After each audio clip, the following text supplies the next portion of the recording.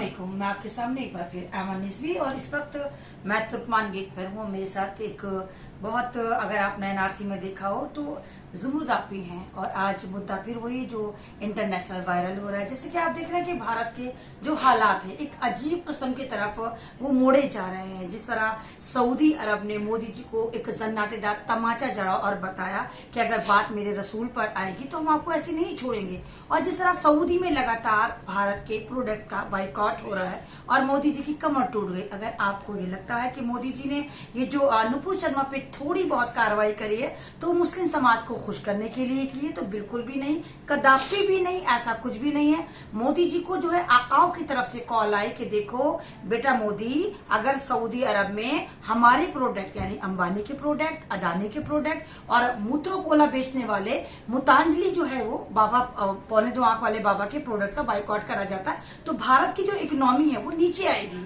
तो इस वजह से आनंद फानंद मोदी जी ने नुपुर शर्मा को पार्टी से 6 साल के लिए निकालकर ऐसा लगा कि जैसे पूरे सऊदी पर, पूरे भारत पर एहसान कराओ। लेकिन आप लोग ये मत भूलें, जिस तरह आप कानपुर में देखें, कि कानपुर में जिस तरह मुस्लिम समाज को टारगेट करा जा रहा है, जिस तरह मुस्लिम समाज पर दबा के FIR करी जा रही है, जिस तरह मुसलमान समाज के गैजूर नौजवानों को पोस्टर बनाकर और उनको नाम पे जो एक वारंट इशू करा जा रहा है, तो ये इस वाली बात को दर्शाता है कि भारत में आज भी मुसलमानों को जो है वो सेकंड कैटेगरी में रखा जाता है और मुसलमानों की यहाँ पर कोई इज्जत नहीं, कोई पुरसाने हाल नहीं। और जिस तरह इस वक्त नुपुर शर्मा पे रह के पूरा भारत एकजुट हो चुका है। इवन आप ही देखिए कि इंटरनेशनल अगर हम सऊदी के हैं तो सऊदी ही नहीं, यहाँ पर मालदीव, ईरान, पाकिस्तान, बांग्लादेश और बहुत सारे मुल्कों के साथ अब रशिया ने भी एंट्री मार दी है। रशिया ने भी कहा कि ये जो भारत में इस्लाम के खिलाफ एक मुहिम, एक कैंपेन चला रहा है, ये ऐसा नहीं होना चाहिए। और दूसरी बात, UN ने भी हमारी आवाज उठाई। UN ने भी कहा कि अगर भारत अपने आप को ये कहता है कि हम एक लोकतांत्रिक देश हैं, डेमोक्रेटिक कंट्री हैं, और उसके बावजूद एक खास मजहब को, इस्लाम को, हिजाब को,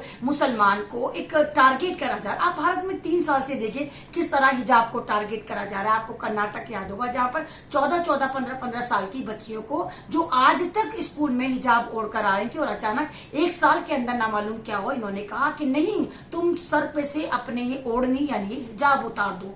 तो उसके बाद आप देखिए जिस तरह मस्जिदों की खुदाई जा रही है और वहां पर शिवलिंग ढूंढे जा रहे हैं, जिस तरह हनुमान चालीसा जबरदस्ती मस्जिदों के बाहर पढ़ा जा रहा है, तो ये एक तरह का नरेटिव सेट हो रहा है। और जैसे मैं आपको लगातार अपनी वीडियो में कहती रहती हूँ कि सन 2023 में RSS को पूरे 100 साल होने वाले और ये वादा कर चुके हैं अपने भक्तों से, नागपुर की नाजायज औलादों से, संतरों से कि हम भारत को हिंदू राष्ट्र बनाएंगे।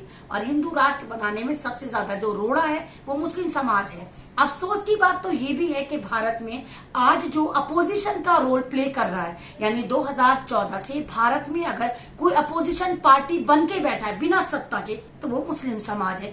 कोई भी बात हो मुस्लिम समाज को टारगेट करा जाता है। जैसे बीजेपी को अगर टारगेट करना चाहिए तो कांग्रेस को करना चाहिए, नहीं, लेकिन वो मुस्लिम समाज को करते हैं। मुस्लिम समाज जिस तरह सीना चौड़ा करके 56 इंच का सीना नहीं दिखाता, वो इस्लामिक सीना दिखाता है और कहता है कि बात मेरे रसूल पर आएगी, बात मेरी नागरिकता पे आएगी, बात मेरे हिजाब पर आएगी, किसी पे भी आएगी तो हम सड़कों पर उतरेंगे और हम प्रोटेस्ट करेंगे, क्योंकि हम एक खुदा वाले, हम जमीनी खुदाओं से नहीं डरते। और जिस तरह सऊदी अरब ने इनकी कमर तोड़ी, जिस तरह सऊदी अरब ने कहा कि अगर आप हमारे इस्लाम को टारगेट करेंगे, क्योंकि आप तमाम लोगों को पता होगा कि मेरा जो कलमा है, मेरा जो ईमान है, मेरा जो धर्म है इस्लाम है, और इस्लाम ला इलाहा इल्लल्लाह मुहम्मदुर रसूलुल्लाह पे कंप्लीट हो जाता है, यानी अल्लाह ताला के सिवा कोई माबूद नहीं है और पैगंबर रसूल अकरम हमारे आखिरी नबी या रसूल हैं। और अगर रसूल पाक को बैठकर स्ट्रीम चैनल पर नुपुर शर्मा जैसी एक नेशनल प्रवक्ता गाली गलौज करती है तो ये फिर हाथ से बात निकल गई। और हिंदुस्तान के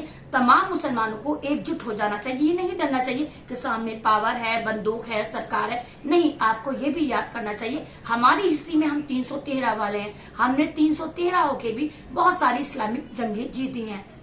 मौत तो एक ही बार आनी है। अगर क्या ही अच्छा हो कि आप अपनी मौत को यादगार बनाकर जाएं।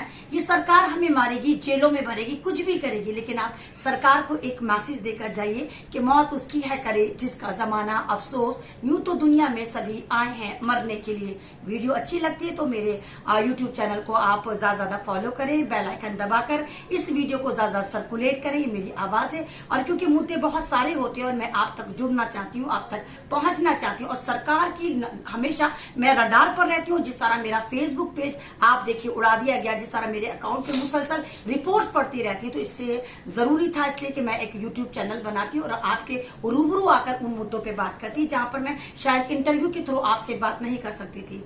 आपसे लास्ट में अल्लाह हाफिज कहूंगी। ज़ुमरुद आप भी अल्लाह हाफिज कहिए और कहिए कि ज्यादा लोग इस्लाम के लिए बोले, इस्लाम के लिए बोले और हमारे बुजुर्ग के लिए बोले। अल्लाह हाफिज।